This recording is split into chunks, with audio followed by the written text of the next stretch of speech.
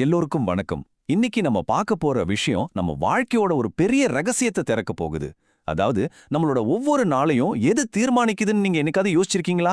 வாங்க நம்ம முன்னோர்கள் பயன்படுத்தின ஒரு பழங்கால ரகசியத்தை பத்தி இன்னைக்கு தெரிஞ்சுக்கலாம். சரி, வாங்க விஷயத்துக்குள்ள போலாம்.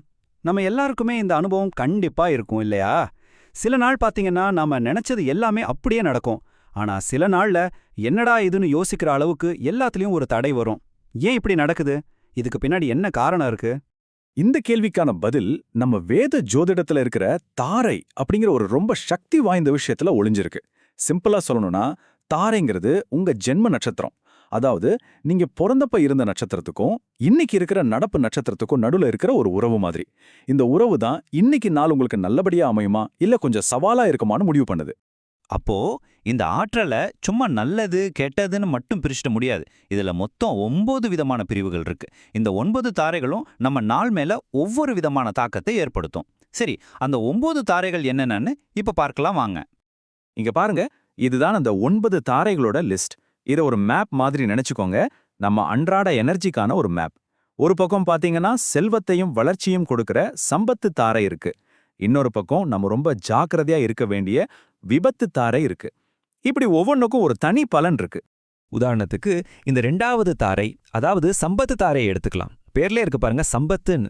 இது பணம், கல்யாணம், புது வேலைவாய்ப்பு, இந்த மாதிரி நல்ல விஷயங்கள் நடக்கிறதுக்கு ரொம்பவே உகந்த நாள். ஆனா இதுக்கு அப்படியே ஆப்போசிட்டா 3வதா வர்ற விபத்து தாரை நாட்கள்ல நாம ரொம்ப ரொம்ப கவனமா இருக்கணும். ஏன்னா அன்னைக்கு தேவையில்லாத சிக்கல்கள், மனசுக்கு கஷ்டம், ஏன் சின்ன சின்ன விபத்துகள் கூட நடக்க வாய்ப்பு இருக்கு. So be careful. அடுத்து எல்லாருக்கும் பிடிச்ச ஒரு தாரை, 6வதா வர்ற சாதக தாரை. இதுதாங்க வெற்றிக்கான நட்சத்திரம். ஒரு கேஸ்ல ஜெயிக்கணுமா, புது பிசினஸ் ஆரம்பிக்கணுமா, இந்த மாதிரி முக்கியமான முயற்சிகள்ல 100% வெற்றியை தரக்கூடிய நாள் இது. சரி, இதெல்லாம் ஓகே. ஆனா இன்னைக்கு எனக்கு என்ன தாரை நடக்குதுன்னு நான் எப்படி கண்டுபிடிக்கிறது? இது ரொம்ப கஷ்டமா இருக்குமோ? இல்லவே இல்ல. இத கணக்கு போடுறதுக்கு ஒரு ரொம்ப சிம்பிளான வழி இருக்கு. வாங்க அது எப்படின்னு பார்க்கலாம். இத கணக்கிடுறதுக்கு நமக்கு முதல்ல இந்த 27 நட்சத்திரங்களோட லிஸ்ட் வேணும். இப்போ நீங்க பாக்குறீங்க இல்லையா? அஸ்வினி, பரணி, கார்த்திகை, ரோஹிணி, மிருகஷீரிடம், திருவாதிரை, புனர்பூசம், பூசம், ஆயில்யம், மகம், பூரம், உத்திரம், ஹஸ்தம், சித்திரை, சுவாதி, விசாகம், அனுஷம், கேட்டை, மூலம், பூராடம், உத்ராடம், திருவோணம், அவிட்டம், சதயம், புரட்டாதி, உத்திரட்டாதி, கடைசியா ரேவதி. இந்த ஆர்டர் ரொம்ப ரொம்ப முக்கியம். இத மாத்திடவே கூடாது. சரி, எப்படி கணக்கு போடுறதுன்னு சொல்றேன். ரொம்ப சிம்பிள். முதல்ல உங்க ஜென்ம நட்சத்திரம் எதுன்னு இந்த லிஸ்ட்ல கண்டுபிடிங்க. அதான் நம்பர் 1. ஓகேவா? இப்போ உங்க நட்சத்திரத்திலிருந்து இன்னைக்கு என்ன நட்சத்திரமோ அது வரைக்கும் 1, 2, 3ன்னு வரிசையா எண்ணிட்டே வாங்க. கடைசியா என்ன நம்பர் வருதோ அதுதான் அன்னைக்கு உங்களுக்கான தாரை. அவ்வளவுதான். இன்னும் தெளிவா புரியறதுக்கு ஒரு உதாரணம் பார்க்கலாம். உங்க நட்சத்திரம் திருவோணம்னு வச்சுக்கலாம். அப்போ திருவோணம் தான் உங்க நம்பர் 1, அதாவது ஜென்ம தாரை. அதுக்கடுத்த நட்சத்திரம் என்ன? அவிட்டம். அப்போ அது 2வது நட்சத்திரம், அதாவது உங்களுக்கு சம்பத்து தாரை.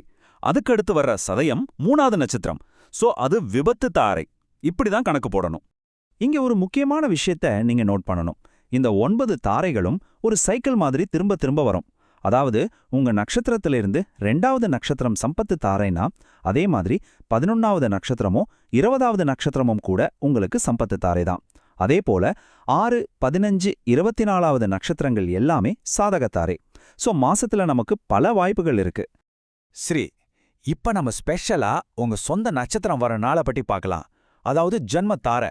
இது ஒரு ஸ்பெஷலான நாள் தான். ஆனா அதே சமயம் நம்ம பாசிட்டிவ் எனர்ஜியை பாதுகாக்க சில விஷயங்களை கண்டிப்பா செய்யக்கூடாதுன்னு நம்ம சாஸ்திரங்கள் சொல்லுது.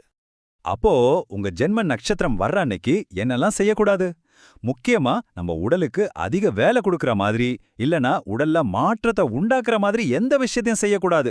உதாரணமா கல்யாணம், வளைகாப்பு, எண்ணெய் தேய்ச்சி குளிக்கிறது, முடி வெட்டுறது, நகம் வெட்டுறது, ஏன் தாம்பத்திய உறவு கூட அன்னைக்கு வேண்டான்னு சொல்றாங்க. ஏன்னா அன்னைக்கு நம்ம உடலும் மனசும் ரொம்ப சென்சிட்டிவா இருக்கும்னு ஒரு நம்பிக்கை. கடைசியா ரொம்ப ரொம்ப முக்கியமான ஒரு எச்சரிக்கை. நீங்க எந்த நட்சத்திரத்துல பிறந்திருந்தாலும் சரி, ஒரு ஸ்பெசிஃபிக்கான நாள்ல மட்டும் ரொம்பவே ஜாக்கிரதையா இருக்கணும். ஆமாங்க, நம்ம பேசிட்டு இருக்க விஷயத்திலே இதுதான் ரொம்ப முக்கியமான பாயிண்ட். உங்க ஜென்ம நட்சத்திரத்திலிருந்து நீங்க எண்ணிட்டு வரும்போது 22வதா வர்ற நட்சத்திரத்துக்கு பேரு வைநாசிகம். இதுக்கு அர்த்தம் சர்வநாசம், அதாவது முழுமையான அழிவு. அதனால அன்னைக்கு எந்த ஒரு நல்ல காரியத்தையும் புது முயற்சியும் ஆரம்பிச்சிடாதீங்க. நீங்க கணக்கு போட்டு பார்த்து அது நல்ல தாரையா வந்தா கூட இந்த 22வது நட்சத்திரத்துக்கு மட்டும் அந்த ரூல் செல்லாது. இத மனசுல வச்சுக்கோங்க. இப்போ தாரையோட ரகசியம் உங்களுக்கும் தெரிஞ்சிருச்சு. இந்த பவர்ஃபுல்லான அறிவை வச்சு உங்க எதிர்காலத்தை நீங்க எப்படி பிளான் பண்ண போறீங்க? சொல்லுங்க, எந்த நாள் உங்க வெற்றிக்கான சாவியா இருக்க போகுது? உங்க நாட்களை இன்னும் சிறப்பா திட்டமிட இந்த அறிவை பயன்படுத்துங்க. உடனே உங்க நட்சத்திரத்துக்கான தாரைகளை கணக்க போட்டு பாருங்க. இது மாதிரி இன்னும் நிறைய இன்ட்ரெஸ்டிங்கான விஷயங்களை தெரிஞ்சுக்க மறக்காம லைக் பண்ணுங்க, ஃபாலோ பண்ணுங்க, சப்ஸ்கிரைப் பண்ணுங்க. இந்த பயனுள்ள தகவலை உங்க ஃப்ரெண்ட்ஸ் கூடயும் ஷேர் பண்ணுங்க.